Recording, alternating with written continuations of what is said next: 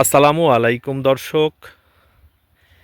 আজকের ভিডিওতে আমরা কার্প জাতীয় মাছকে ডুবন্ত ফিড দেওয়ার ট্রে কিভাবে সেট করি এবং কিভাবে এই কার্প জাতীয় মাছকে ডুবন্ত ফিড দেওয়ার ট্রে আমরা তৈরি করেছি সেই বিষয়ে প্র্যাকটিক্যালি আপনাদেরকে দেখাবো। দর্শক, এর আগে অনেকবার আমি আমার ইউটিউব চ্যানেলে এবং ফেসবুক পেজে একাধিকবার এই কার্প জাতীয় মাছকে ডুবন্ত ফিড দেওয়ার ট্রের বিষয়ে আলোচনা করেছি। প্র্যাকটিক্যালি আপনাদেরকে দেখিয়েছি কিভাবে এই ট্রে আমরা সেট করি পানিতে, সেই বিষয়েও আপনাদেরকে দেখিয়েছি। তারপরেও আমি দেখি চাষি ভাইরা এই বিষয়ে অনেক প্রশ্ন করেন, কারণ কার্প জাতীয় মাছের ক্ষেত্রে ডুবন্ত ফিড ছাড়া আমরা খুব একটা ভালো গ্রোথ পাই না। শুধুমাত্র ভাসমান ফিড দিয়ে কার্প জাতীয় মাছের খুব ভালো গ্রোথ পাওয়া যায় না।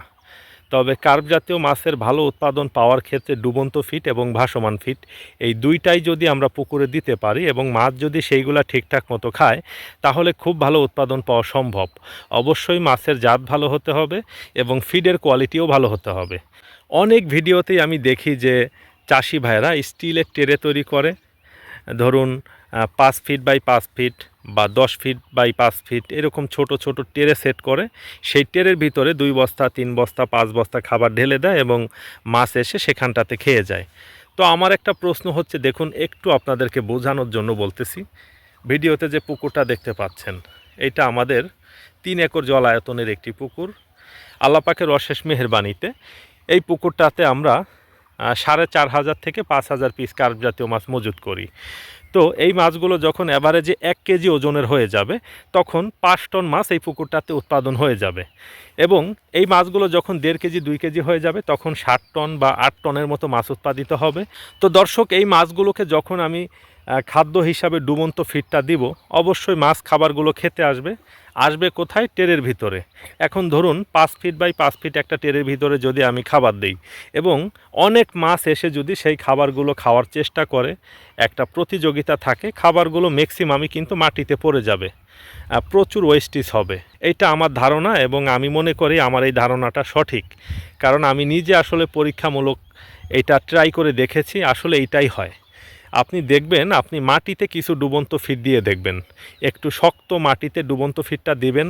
পানির গভীরতা যদি কম হয়, দেখবেন যে নিচ থেকে শুধু ঘোলা উঠতেছে এবং কোথায় কোথায় ভেসে ভেসে চলে যাচ্ছে, পানির সাথে মিশ্রিত হয়ে যাচ্ছে। আপনি সঠিকভাবে দেখবেন যে ফিডটা এক জায়গাতে থাকবে না। তো এই জন্য অনেক চিন্তা ভাবনা করে আমি নিজে একটা পদ্ধতি আবিষ্কার করেছি। এই নেটের ভিতরে খাবার দেওয়ার যে পদ্ধতি, নেট দিয়ে যে ডুবন্ত ফিডের ট্রে সেট করা যায় বা তৈরি করা যায়, এই সিস্টেমটা আমি অনেক চিন্তা ভাবনা করে নিজে নিজে আবিষ্কার করেছি। আমরা কি করি, আমরা খুব ভালো কোম্পানির অথবা ভালো কোয়ালিটির নেট দিয়ে ডুবন্ত ফিডের ট্রে সেট করি। তো এইখানে যে নেটটা আপনারা দেখতে পাচ্ছেন, এটা মোটামুটি আমাদের দেশীয় ভালো কোম্পানির নেট। একটা সময় আমরা কোরিয়া থেকে ইম্পোর্ট করা খুব ভালো কোম্পানির কোরিয়ান নেট দিয়ে এরকম ট্রে তৈরি করতাম। তো এখন আর কোরিয়ান নেট বাংলাদেশে পাওয়া যায় না। ইম্পোর্ট হয়তো বা বন্ধ, অথবা যে কোনো কারণেই হোক না কেন, এইগুলো আপাতত বাংলাদেশে খুব কম আসে। এই জন্য আমরা আপাতত আমাদের যে দেশি নেটগুলো পাওয়া যায়, এইটার ভিতরে যেটার কোয়ালিটি সব থেকে ভালো, সেইটা দিয়ে তৈরি করি। এই মান্নান একটু টেনে ধরতো, কাশেম ভাই একটু টেনে ধরেন। কাশেম ভাই এবং মান্নান ধরে আছে জাস্ট আপনাদেরকে বোঝানোর জন্য। দর্শক, একটু আমি দেখাই, এই জায়গাটাতে স্পেস কম, এই জন্য একটু বুঝতে আপনাদের অসুবিধা হবে। দেখুন দর্শক, মান্নান টেনে ধরেছে, কাশেম ভাই টেনে ধরেছে, ওই পাশটাতে বেঁধে রেখেছি এবং এই পাশটাতে মোটামুটি কোনোভাবে আমরা বেঁধে রেখেছি, জাস্ট আপনাদেরকে বোঝানোর জন্য। ঠিক এই 4টা পাশে আমরা যদি 4টা খুঁটি দিয়ে টান টান করে, একটু টান টান করে ধরতো মান্নান, কাশেম ভাই। দেখুন দর্শক, ঠিক টান টান করে ধরা হয়েছে। এখন কি হয়েছে, মাঝখানটাতে দেখুন একটু গর্ত হয়েছে। একটু আপনাদেরকে বোঝানোর জন্য আমি প্র্যাকটিক্যালি দেখাচ্ছি। দেখুন, এই মাঝখানটাতে একটু গর্ত হয়েছে। এখন টান টান করে যখন বেঁধে দেওয়া হবে, অনেকেই বলতে পারেন, ভাই তাহলে তো এটা একসাথে হয়ে যাবে। হবে না। কেন হবে না? দেখুন, একটু খেয়াল করুন। আমরা প্রথমে নেটটাকে সুন্দরভাবে সেলাই করেছি। সেলাই করে এটার ভিতরে খুব মোটা যে গুণ থাকে, যেটাকে আমরা প্লাস্টিকের রশি বলি, এইরকম প্লাস্টিকের রশি, এইগুলো মোটামুটি 10 বছরেও পানিতে পচে না, খুব শক্ত টাইপের, এইগুলা দিয়ে দিয়েছি। এখন এইগুলা দিয়ে 4টা খুঁটির সাথে আমরা যদি খুব টান টান করে 4 কোণায় বেঁধে দেই, টান দিত। কাশেম ভাই একটু টেনে ধরেন বোঝানোর জন্য একটু। দেখুন এইভাবে টান টান করে বেঁধে দিয়ে মাঝখানটাতে দেখুন একটু গর্ত হয়েছে। এখন এইটার ভিতরে যদি আমরা 10 বস্তা ডুবন্ত ফিটও দেই, আমার যেটা ধারণা এইটা কিন্তু এইভাবে এক জায়গাতে এইভাবে ঘুরিয়ে বা এক জায়গাতে জড়ো হয়ে যেতে পারবে না, কারণ চারো সাইডে কিন্তু খুব শক্ত করে বাঁধা থাকবে এবং এই গুণগুলো কিন্তু খুব মোটা, এই প্লাস্টিকের রশিগুলো খুবই মোটা এবং নেটের কোয়ালিটিটাও মোটামুটি মাশাআল্লাহ ভালো। তো দর্শক, মিনিমাম 5 টন বা 10 টন মাছও যদি এটার ভিতরে ঢুকে খাবার খায়, মাছ যদি এই খাবারগুলো খাওয়ার জন্য প্রচুর এটার ভিতরে প্রতিযোগিতা শুরু করে, তারপরেও হবে কি যে ফিডগুলো কিন্তু বাইরে বের হয়ে যেতে পারবে না। যখন এটার ভিতরে ফিডগুলো ধরুন লিকুইড ফর্মে তৈরি হয়ে যাবে, অনেক সময় মাছ প্রচুর খাওয়ার জন্য প্রতিযোগিতা করবে, তখন কি হবে, খাবারগুলো বিভিন্ন দিকে ছিটে যেতে থাকবে, তখন এই সাইডে কিন্তু ফিডগুলো বেঁধে যাবে, বেঁধে গিয়ে আবার সেই নিচের দিকেই চলে যাবে এবং মাছ কিন্তু খাবারগুলো খুব সুন্দরভাবেই খেয়ে নেবে। দর্শক, অনেক চাষি ভাই আবার বলতে পারেন যে রাজীব ভাই, এতটুকু জায়গাতে কি 2-4 টন মাছ খাবার খাইতে পারবে, দাঁড়াইতে পারবে, থাকতে পারবে বা প্রতিযোগিতা করে খেতে পারবে? দর্শক, এটা খুব ভালো একটা ধারণা। দেখুন, কার্প জাতীয় মাছের খাদ্য অভ্যাসের ক্ষেত্রে একটা বিষয় আমি দেখেছি, তারা এক জায়গাতে দাঁড়িয়ে কিন্তু খাবার খাইতে পারে না।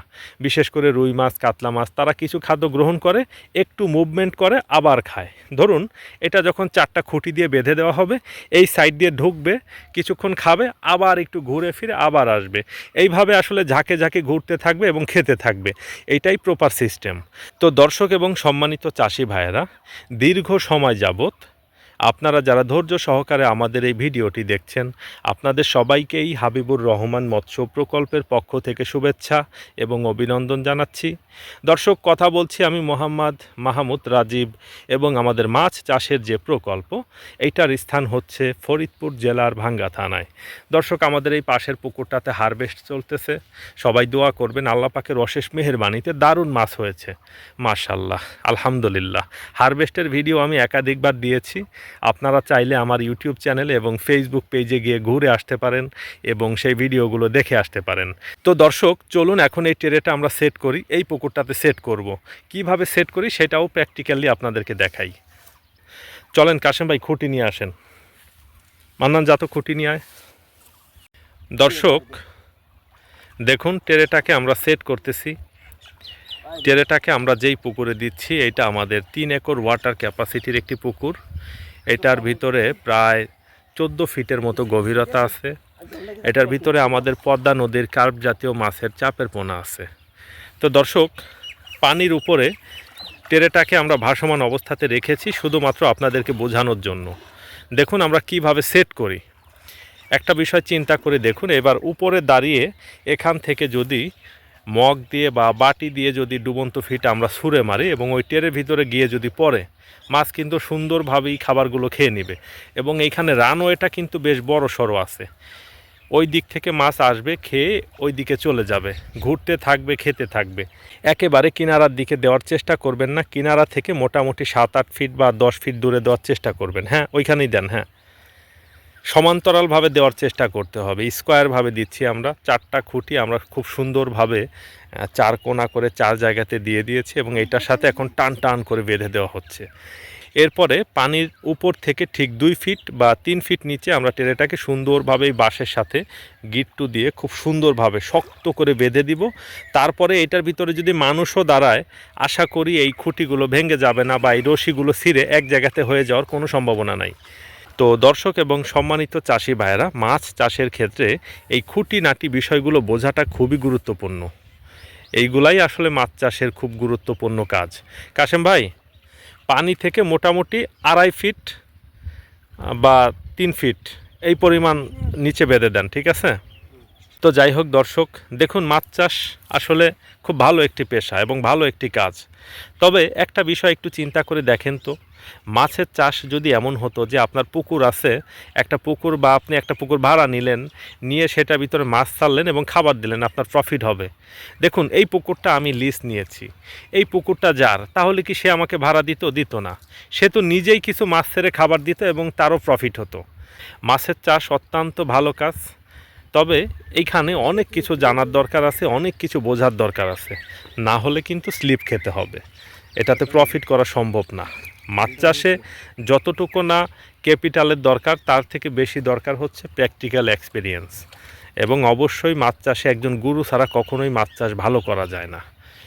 দেখুন 3টা সাইড কাশেম ভাই বেঁধে দিয়েছে। এখন মান্নানের এই সাইডটা বেঁধে দিলেই আমাদের ট্রেটা সেট করা শেষ হয়ে যাবে এবং তারপরেই আমরা খাবার দিতে পারবো। এবং কিছু খাবারও আমি নিয়ে আসছি।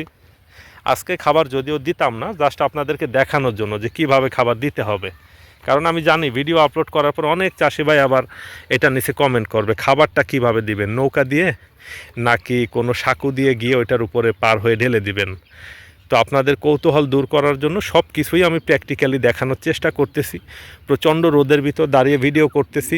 ভিডিওটি দেখে যদি উপকৃত হন তাহলে কমেন্ট বক্সে একটা কমেন্ট করে যাবেন এবং ফেসবুক থেকে যারা দেখতেছেন ভিডিওটি শেয়ার করে দিবেন, যেন অন্য চাষি ভাইরাও দেখে এটা থেকে উপকার পেতে পারে। কাশেম ভাই, শক্ত হয়েছে না সবগুলা? সুন্দর করে গিট্টু দিচ্ছেন না? এই চারো পাশে যে রশি এগুলো একদম টান টান আছে। এটার উপরে যদি অনেক ওয়েট পড়ে তারপরও কি নিচু হয়ে যাওয়ার কোনো সম্ভাবনা আছে? ঠিক আছে, এই সাইডটাতে একটু পানি এমনিতেও কম আছে, সমস্যা নাই। দর্শক, একটা বিষয় একটু দেখুন, ঠিক টেরের মাঝখানে খেয়াল করুন, ওইখানে দেখুন নীল কালার দেখা যাচ্ছে, যে নেট দিয়ে আমরা টেরে তৈরি করেছি ওইটা দেখা যাচ্ছে। হ্যাঁ, কিন্তু খাবার থাকা অবস্থাতে ওইটা কিন্তু ডুবে থাকবে, আর খাবার শেষ হয়ে গেলে ওইটা অটোমেটিক্যালি ভেসে উঠবে। কিছুদিন ভাসবে, তারপরে আর ভাসবে না। তারপরে যখন ওইটার সাথে পেরিফাইটন লেগে যাবে বা শীতলা লেগে যাবে তখন ওইটা অটোমেটিক্যালি ডুবে থাকে।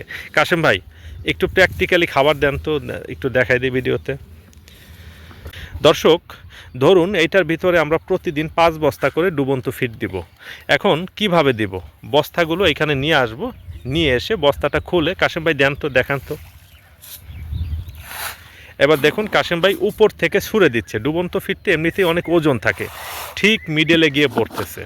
এখানে হাতেরও একটা কারুকাজ আছে, এমনভাবে ছুঁড়ে দিতে হবে যেন এক জায়গাতে ঠিক মিডলে গিয়ে পড়ে। যে কোনো কাজই হোক না কেন মানুষ প্রথম দিকে পারে না, একটা পর্যায়ে করতে করতে দেখা যায় সে ওই কাজটাতে এক্সপার্ট হয়ে যায়। মাছ চাষটাও তার ব্যতিক্রম নয়, মাছ চাষটাও আসলে এমনই। যাই হোক দর্শক, একটা টেরে তৈরি করা থেকে বেঁধে দেওয়া এবং খাবার দেওয়া অবধি বিস্তারিত বিষয়গুলো আপনাদেরকে দেখালাম। ভিডিওটি দেখে উপকৃত হলে আমার জন্য সবাই দোয়া করবেন, আমি যেন নেক হায়াত এবং শারীরিক সুস্থতার অধিকারী হতে পারি। আপনারা সবাই ভালো থাকবেন, আমার পরিবারের জন্য সবাই দোয়া করবেন। ভিডিওটা এখানে শেষ করতেছি। আসসালামু আলাইকুম ওয়া রাহমাতুল্লাহ।